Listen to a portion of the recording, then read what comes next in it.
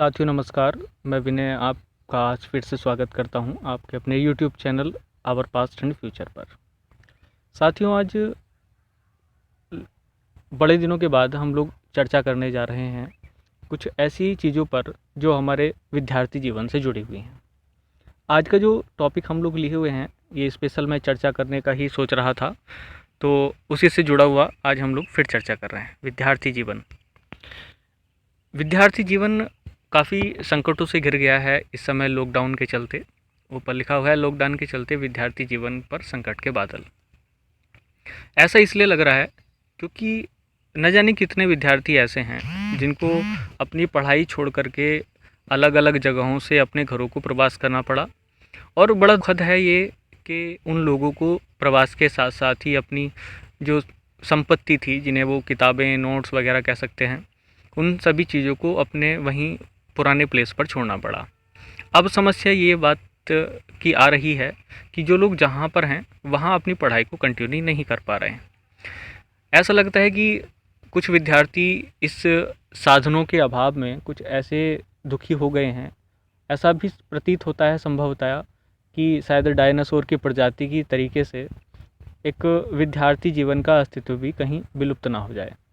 और ऐसे न जाने कितने विद्यार्थी होंगे जो आने वाले समय में अपना विद्यार्थी जीवन का अस्तित्व खो चुके होंगे और किसी अन्य पथ पर वो आगे बढ़ चुके होंगे। लेकिन साथियों मैं विशेष तौर से ये कोशिश करूँगा कि आप लोग अपने व्यक्तिगत जो जीवन है उसको साथ में चलाते हुए अपने विद्यार्थी के व्यक्तित्व को भी बचा करके रखें। बहुत सारे सवाल हमारे खड़े हो जाते हैं। जैसे एक सवाल महत्वपूर्ण ये हो जाता है कि क्या हमारा अस्तित्व इसी प्रकार से ख़त्म हो जाएगा? क्या हम लोग आगे की पढ़ाई कर पाएंगे, या क्या हम लोग उसी तरीके से अपनी पढ़ाई को कंटिन्यू कर पाएंगे जिस तरीके से हम लोग पहले कर पा रहे थे? ऐसे न जाने कितने ही सवाल हमारे मन में डेली उठते भी हैं और डेली गिरते भी हैं। लेकिन हम लोग ऐसा सोच करके, सिर्फ ऐसा सोच करके ऐसा काम को नहीं छोड़ सकते जो हम लोग काफ़ी समय से करते चले आ रहे थे। दोस्तों, चाहे वैकेंसीज़ आएँ या ना आएँ एक अलग मैटर है, लेकिन हम लोग जो जहाँ पर जी रहे हैं या जो कार्य कर रहे हैं वो अपने आप में एक महत्वपूर्ण काम है। किसी भी शिक्षक का एक सबसे बड़ा दायित्व ये होता है कि वो लोग अपने विद्यार्थियों को अलग अलग प्रकार की एजुकेशन दें। हम में से न जाने कितने विद्यार्थी ऐसे हैं जो अभी तो शिक्षक नहीं हैं, लेकिन आने वाले भावी समय में वो व्यक्ति अलग अलग रूपों में टीचर्स की जो भूमिका निभाएंगे।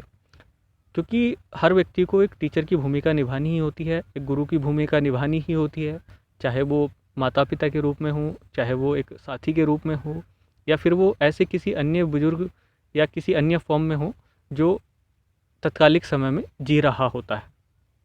तो ऐसी ही कुछ बातों को नज़रअंदाज करते हुए हम लोग आओ मिल कर के कोशिश करते हैं कि हम अपने विद्यार्थी जीवन को बचा करके रखें। कुछ उन्हीं चीज़ों पर हम लोग यहाँ पे चर्चा करने वाले हैं। इसमें एक एरो बना हुआ है जिधर से पता चलता है कि अगर हमें एक अच्छा शिक्षक बनना है तो ये बात पूर्णतया और सर्व तथ्य सिद्ध है कि एक अच्छा विद्यार्थी ही अच्छा शिक्षक बन सकता है। तो अगर अच्छा शिक्षक बनना है तो अच्छा विद्यार्थी भी बनना ही होगा, और अच्छा विद्यार्थी व्यक्ति तभी बन सकता है जब उसको अच्छी शिक्षा दी गई हो। तो इन सभी बातों को हम लोग साथ में देखते हुए चलते हैं और ये भी देखते हैं कि क्या हम लोग वाकई में शिक्षा की अच्छी पकड़ बनाए हुए हैं, या फिर हम शिक्षा के उसी मार्ग पर चल रहे हैं जो शिक्षा का उद्देश्य था, या हम लोग उस मार्ग से भटक गए हैं। शिक्षा को बना के रखना ये हमारा महत्वपूर्ण दायित्व है, हम लोग इसको बना करके रखें। कुछ चीज़ों को छोड़ते हुए मैं एक थोड़ी सी ऐसी चीज़ों पर भी चर्चा करने वाला हूँ जो हमारे विद्यार्थी जीवन को शायद थोड़ा सा सिंचाई का काम करें और ये प्रेरणा दें कि वो व्यक्ति अपना कम से कम अस्तित्व बचा करके रखें इस लॉकडाउन के दौरान। हालांकि हम लोग बाद में भी चर्चा करेंगे इस बात की कि हमने क्या क्या या कौन कौन से संघर्ष किए अपने व्यक्तिगत जीवन को बचाने के लिए। इसमें एक लाइन लिखी हुई है, उद्यमेन ही सिद्धंति कार्याणि न मनोरथे, न ही सुप्तस्य सिंहस्य प्रविष्टि मुखे मृगा। इसका मतलब क्या है? इसमें साइड में एक पिक्चर मैंने ऐड की है जिसमें शेर सो रहे हैं दो और साथ में खड़ा हुआ है एक मृग। हिरन। यहाँ पे थोड़ी सी मैं एक बात सामान्य जानकारी की भी करूँगा। मृग शब्द अपने आप में एक थोड़ा सा अलग है, क्योंकि मृग अपने जो मूल अर्थ रखता था प्राचीन काल में, वो सभी पशुओं के लिए प्रयोग किया जाता है। आपने रामायण में या श्री रामचरितमानस में सुना होगा, हे खग मृग हे मधुकर श्रेणी, तुम देखी सीता मृग नैनी।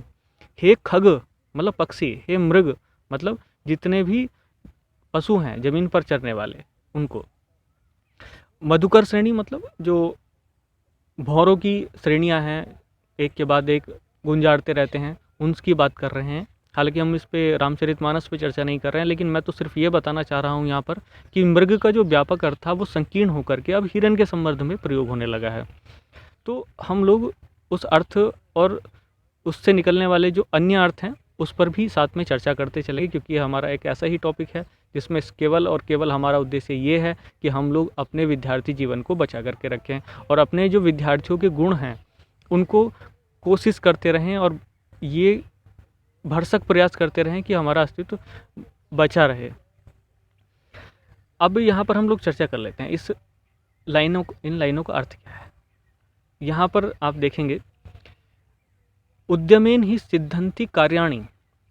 उद्यम आप समझते हैं, उद्यमी व्यक्ति जो कुछ ना कुछ प्रयास करता है उसको बोलते हैं हम लोग उद्यम। उद्यमी जिसको हम अंग्रेजी में एंटरप्रेन्योर बोलते हैं, सतत प्रयास वो कुछ न किसी चीज़ का करता रहता है। उद्यमेन ही सिद्धंति कार्याणि, यानी कि जो हमारे काम हैं वो किसी न किसी उद्यम से ही सिद्ध हो सकते हैं। उद्यम मतलब हम अगर प्रयास करें तो हमारे कार्य सिद्ध हो सकते हैं। न मनोरथ है, खाली मनोरथ मतलब होते हैं मन की जो इच्छाएं हैं। तो मन की इच्छा मात्र से, मन के सोचने मात्र से कोई कार्य नहीं हो जाता। कैसे? न ही सुप्तस्य सिंहस्य प्रविष्टि मुखे मृगा। प्रविष्टि मतलब प्रवेश करने से होता है, मुख्य मतलब मुख, और मृग मतलब मृग आप देख ही रहे हैं। तो न ही सुप्तस्य सिंहस्य कि एक सोते हुए शेर के मुख में भी कोई हिरन या यूँ कह लीजिएगा उसका शिकार स्वतः प्रवेश नहीं कर जाता। ऐसे ही हमारे कोई भी कार्य स्वतः ही सिद्ध नहीं हो जाते हैं जब तक हम लोग उसको करने का कोई प्रयास नहीं करते।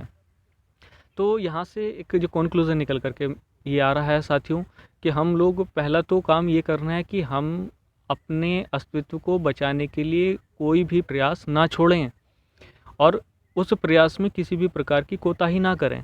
अगर हम लोगों ने ये प्रयास ही करना छोड़ दिया तो हम लोग अपने अस्तित्व को कहीं ना कहीं खो देंगे, चाहे वो 1 साल के बाद ही खो दें, चाहे वो हम लोग इस लॉकडाउन के दौरान ही खो दें, या फिर वो आने वाले किसी भी समय में खो दें। और न जाने कितने ऐसे विद्यार्थी भी रहे होंगे जिन्होंने अलग अलग परिस्थितियों के चक्कर में फंस करके अपने व्यक्तिगत जीवन और साथ ही अपने विद्यार्थी जीवन को कहीं ना कहीं नुकसान पहुंचाया होगा। तो हम लोग इसी के साथ कोशिश ये करेंगे कि हम लोग इन चीज़ों से प्रेरणा लेकर के अपने विद्यार्थी जीवन को आगे की तरफ बढ़ाते चलें। आज के लिए मैं इतना ही कहूँगा। आने वाले जो वीडियोज़ हैं जो विद्यार्थी हित में होंगे, हम विद्यार्थियों के गुणों पर चर्चा करेंगे ताकि हम उन गुणों को पोषित करते रहें, और उसके लिए जो भी चीज़ आवश्यक होंगी हम लोग उस पर भी साथ में चर्चा करेंगे। तो आज के लिए साथियों इतना ही, मैं इतना ही कहूँगा। अगली जो सीरीज़ है उसके